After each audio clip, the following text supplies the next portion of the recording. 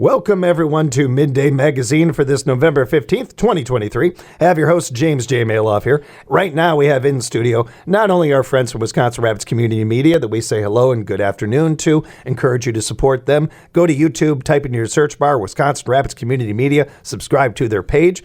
We have Wisconsin Rapids Mayor Shane Blaser with us. Shane, good to see you. Good afternoon. Good to see you. How you been? I've been well, and you? Doing good. We appreciate the time, as always. The last time you were with us, we had some breaking news. That went over. That was fun. That was interesting. That was something that I was curious, since it's been about a month since you've joined us, and you made your announcement. For those that did not hear, you will not be seeking a third term. Right. What kind of feedback have you gotten since the announcement? A lot of will you reconsider? Yeah.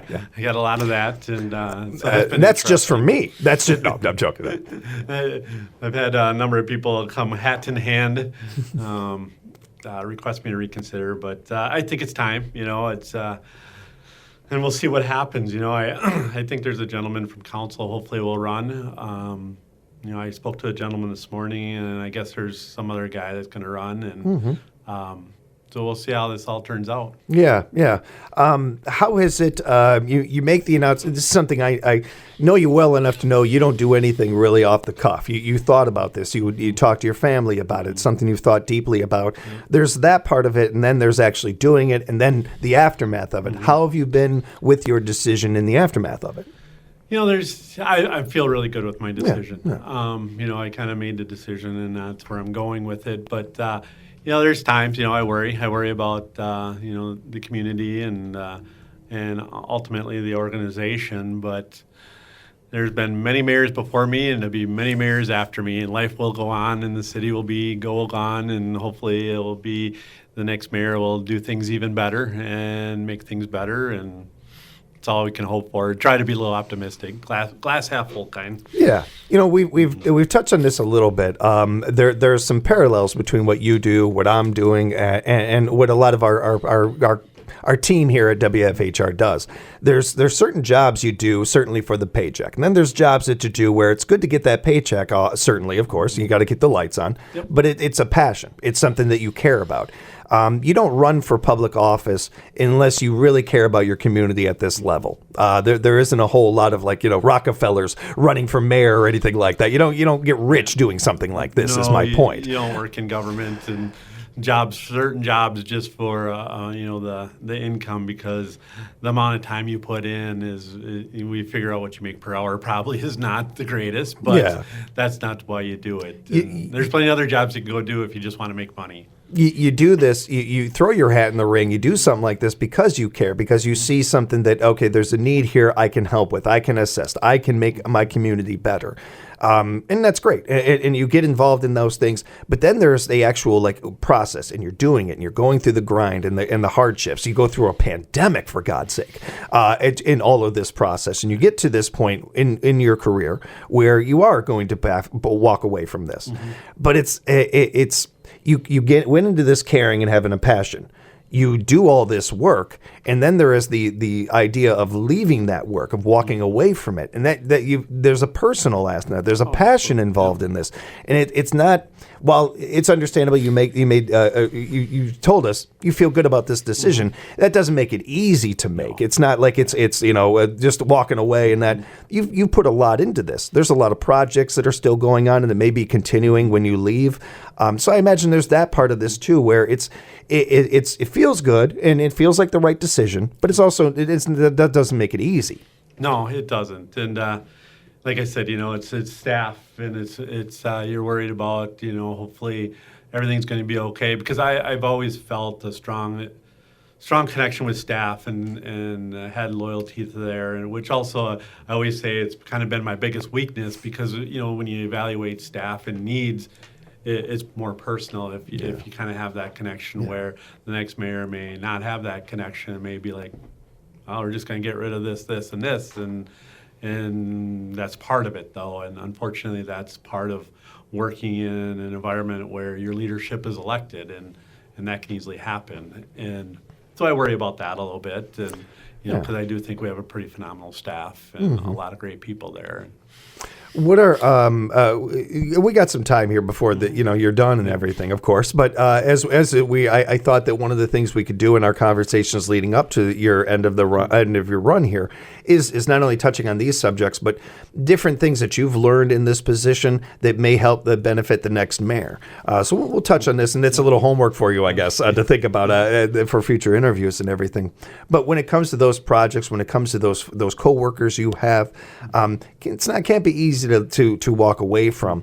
What are you hopeful about with the next mayor that they will bring to the office?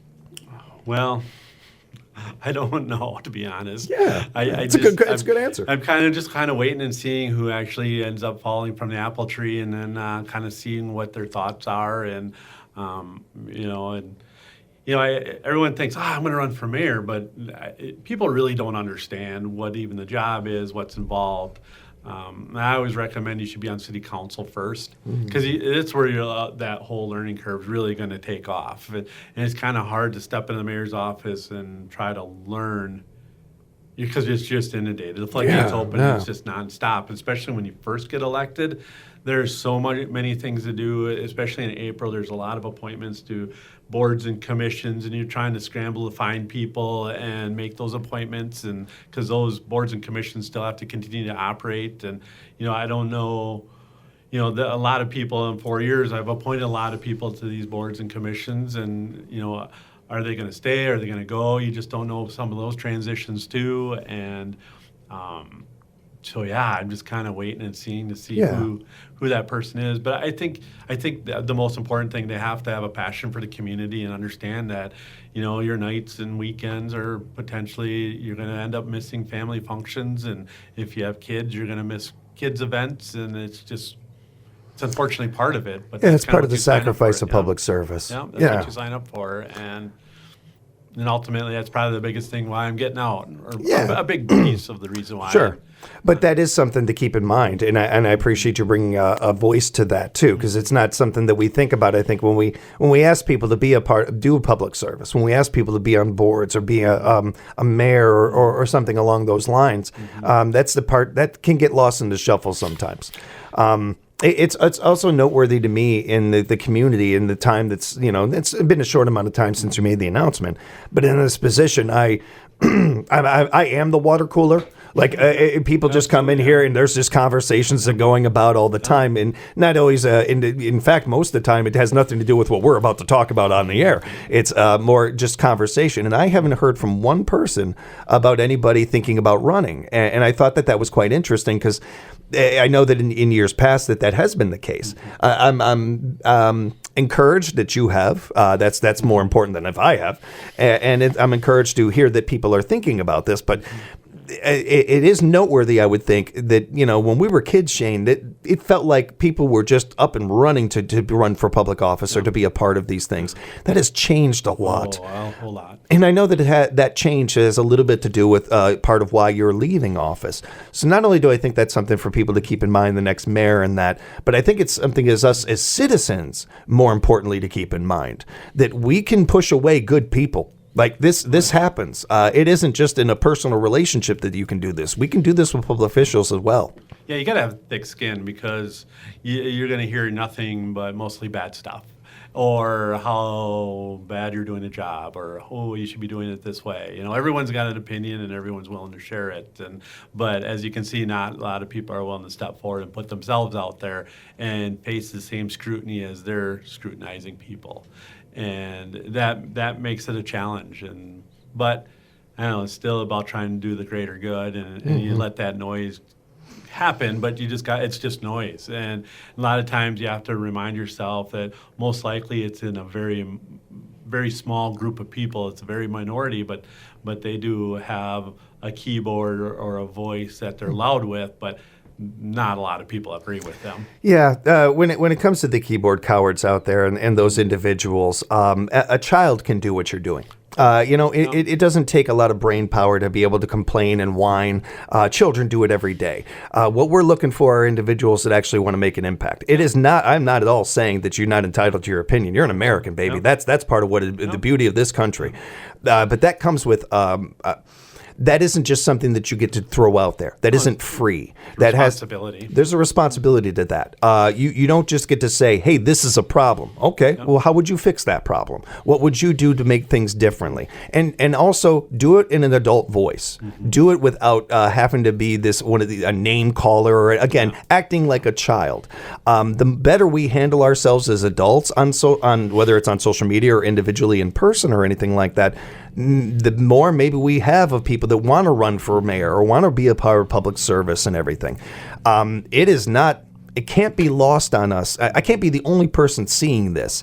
That the more, whether it is public officials, the president of the United States, or a senator or a congressman or a local mayor, we have had individuals come out of nowhere to just whine and complain and bark and bark and bark and throw threats out there, throw a lot worse and more nasty things out there.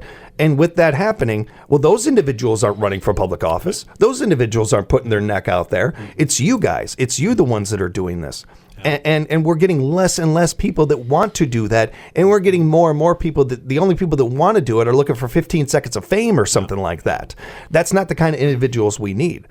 So I think that you leaving office here is a prime example for the rest of us as a community to look at this and say, well, we could probably treat our people better.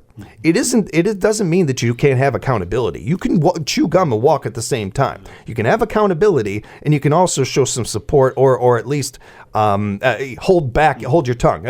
Mom was right. You ain't got nothing nice to say. Maybe don't say anything. Yeah, and especially with elected office, most people elected in office are not looking for a job. So it's not like they have to do it. It's something they want to do.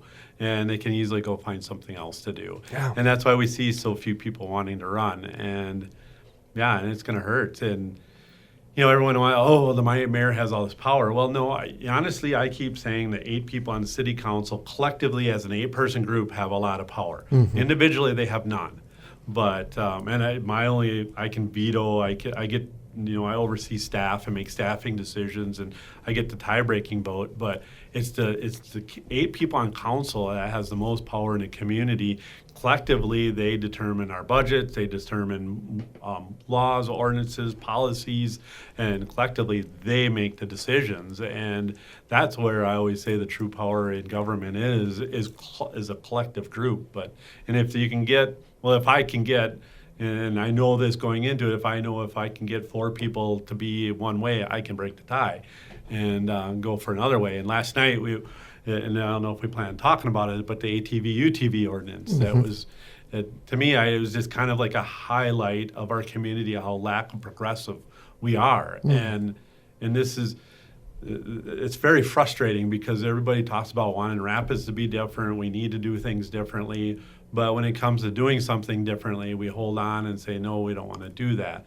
Nobody, like I said, has a crystal ball. We don't know if it's going to be a bad thing or a good thing, but to not even try it, I just think that it just doesn't make any sense. Mm-hmm. Our biggest problem in our community is when we lost the high-paying jobs in a mill, our median income dropped. And our median income is what businesses use to determine whether or not they want to do business here, mm-hmm. put in a retail store or bring their business here. They're looking at that median income to find out, do people have enough disposable income to be able to purchase my goods and wares? Mm-hmm. Well, the other side of it is, if we're not attracting business, we need to attract people. But mm-hmm. people can come and bring their income here, which can affect our median income. Mm-hmm. But if we're not willing to do things differently, we're not a big draw for businesses. We're off the interstate. We have our own struggles on that. But we have a great workforce, and if we can't attract new people to want to move here, because it's a lot of the younger people, middle-aged people that are using ATVs and UTVs as a family activity, not to mm-hmm. be a drunken race up and down the street, and which I don't believe it's going to be or would have been. But we need to attract other people here, and one way to do that is to do things that these age group people want to do. And last night the council voted 6-2 to not pass that ordinance, and it's a struggle. It's what's next for us. Yeah. I remember thinking about this when the mills first leave and we're looking for a new big business to come in here. And there was I can't think of the name of the business, but there was a business that was talking about coming in here, bringing in like a 400,000 jobs, something like that. But it got nixed because of the smell. because the people didn't want to deal with the smell. People didn't want to deal with that business and that smell and of that business in their community and everything. I remind everybody that we are formerly a paper mill community, and you can't travel anywhere without smelling that, but I digress and we will move on. But your frustration, I think, is not only, you are not the only one feeling that. I think other individuals in this community do too as well. And just speaking for myself here, this is just James, not the mayor, not Civic, not anybody else talking. To those individuals that are holding things back, that are holding on to an old guard, that are holding on to an old way, do you really love this area? Do you really care about Wisconsin Rapids? Because this is the test. It's not about you. It's about the future. If you care about the future of this area, if you don't want this town to end up like some other towns in our area, in our surrounding area in central Wisconsin here, you got to care about this stuff. You got to think about the future. None of it, miss me with this, well, I'm not even going to be alive, or it doesn't affect me. It's not about you. It's about the future. It's about this community growing and getting stronger and continuing to thrive. We are lucky, and I mean lucky, that we got out of the pandemic the way we did. Other communities did not fare nearly as well as ours. We got to take that and do something with it. We can't just look at that and wipe our head, whew, we dodged that bullet. No, we didn't. The bullets are still coming. Oh, yeah. We've got more to dodge here. We've got a lot of work to do. It's and we're very fortunate that we're able to do this not from the basement like other communities. We've actually got a foundation. We've got some good things going on in this community. We've got to strike while the iron is hot when it comes to that. You mentioned businesses coming to the area. There's only so much we can do about our overall income for our community. But we can bring people in. We can encourage people to come in. We can be a welcoming community. We can be a community that doesn't just say to foreign, people that are maybe not of your ilk or of the same skin tone or these kind of things. Hey, we welcome you. Hey, we want you here. You a hard worker? Come to Wisconsin Rapids. We'll put you to work. We'll get you an income. We'll get some good things going here. There are ways we can make an impact, and hopefully by doing that, we encourage businesses to come here and to work with us. Yeah, and even just the tourist dollars. Town of Rome has been successful with golf courses down there and growth, and so people with ATVs and UTVs are very popular down there. They're not going to come to Rapids, but they can go to the Dells and they can ride around down there, and those are tourist dollars, and those are dollars that we need to capture and take every opportunity that we can to do that, because we're struggling otherwise. It's a very frustrating missed opportunity, the ATV thing. Yeah. And it reminds me of other incidents and things like this that do that. And again, I'm not begrudging. I'm thankful to our senior population. I'm thankful to our older people out there. They are trailblazers. They paved the way for us to be here and to be able to be doing these things. But I speak to them as well. Change is not as scary or bad as it may seem. And the individuals that are proposing these things have done their homework. Oh, yeah. They know what they're talking about. They're not proposing this because they're just taking a shot at this. No, they've done the homework. They know that this could impact our community and make it better. Yeah, and we're not blazing the trail here. This Point already has trails that go on the edge of town. Marshfield's opened up. There's a lot of other communities that have opened up. And is there going to be a problem? Absolutely. We have problems with vehicles and drunk driving and crashing and motorcycles. Yeah. And and not everybody. You're going to have some bad. Hopefully, the good way outweighs the bad. But the only way you know is if you're going to try it. And our council decided not to try it, and so here we are. And so now, hopefully, they might try to put together a referendum and kind of work on that. And we'll have to wait and see. And hopefully, maybe the community will know better than our council and will vote in favor of it. Yeah, I will say that when it comes to the member, I was mentioning before about how important it is to, while there is need for accountability, there is also need of respect when it comes to our politicians and our people that are in public office and everything. There's also that accountability part too. If you're not listening to your community, we will replace you. We will find people that will listen to the community. Yeah, so there's the election part, Yeah, that's the election part of that. This whole thing. I say it to our senators and congressmen every time I'm with them as well. You're a hired hand. You have a job to do. If you're not listening to your community, we will find people that will listen. Yeah, and a small example is, we explained it last night, and it's kind of complicated, but we can only raise our taxes $42,000, and it's based on your new growth, new construction. We pay $500,000 to turn on the streetlights and keep our streetlights on every year. $500,000, but we can raise our taxes only $42,000, and so that money has to come from somewhere. And the only way you can do it is increase your tax base. Our taxes don't go up, but our tax base increases with new businesses and those type of things. And otherwise, we're going to end up not being able to provide services. And it's going to come down to it with that kind of growth or lack of growth. We're going to have to cut something because there is an expense side to this, and the revenue is not coming in, and expenses exceeding revenues, and it's going to go backwards eventually here.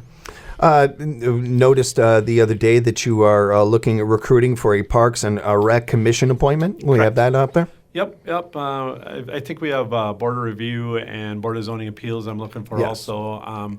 And so, we had an opening. A person had to step away, and so. But Park and Rec's a fun board to be on and a commission because it's over our parks and programs, and I think it's a good thing in the community. If people are interested in finding out more about that, just send them to the website. Yep, the website. You can do an application on there, and WIRapids.org is that website. If you don't already have it bookmarked, be sure to do so. Type it into your search bar, WIRapids.org, and bookmark that page. Keep up to date on all the good things going on in our community. Also recently had a budget hearing. Any highlights from that? Yeah, so last night I forgot to mention that they approved the levy. So for our budget's been approved for next year, so that was good. A couple of projects in there, nothing major, but I think the biggest thing most of us will be happy that they're finally redoing Lincoln Street's coming up next year. So from Grand Avenue to the Expressway, that will be redone with kind of a rec trail that will basically connects the west side to the east side to the aquatics, and so that'll be exciting to see that finally get done because that's a pretty rough road. Yeah. As you're going into the end of the run here, are there any individual things that you're trying to get accomplished and do? I know we touched on this last time. I'm probably going to keep coming back to this one. Well, hopefully whoever's the next mayor, but I'm going to try to get it done before the next mayor gets here. But it's going to be tight. There's in the budget there's a bridge lighting project, and like that, it's kind of been something I've talked about for a while, like the dog park, and so we'll see. But hopefully we can get that done, and if not, then the next mayor can hopefully finish that up. But I think that'll be a really neat downtown project, and the different lights on the bridge during the seasons I think would be really neat. I can't. Since you brought this up, because I never thought of this before, and since you brought it up, I cannot go over the bridge and not think about it. I swear, like every time I'm over the bridge, I'm thinking about it. I think great points. It'd be very cool. It would be a fun thing to have for our community. But going back to what we were talking about before, if I'm driving around and I'm checking out areas, like I remember my papa, when he first moved to this area, he was a semi driver for Spectre for 40 some years. He'd go from Chicago to Canada, and he came through this area. And through that process, he came across the Rome area and fell in love with it. But he didn't want to. He moved there in part because there was a Pritzl's there. There was a business within shouting distance and everything. Other communities that he had gone through, he didn't see that. He'd have to travel like 45 minutes to get to a grocery store or something.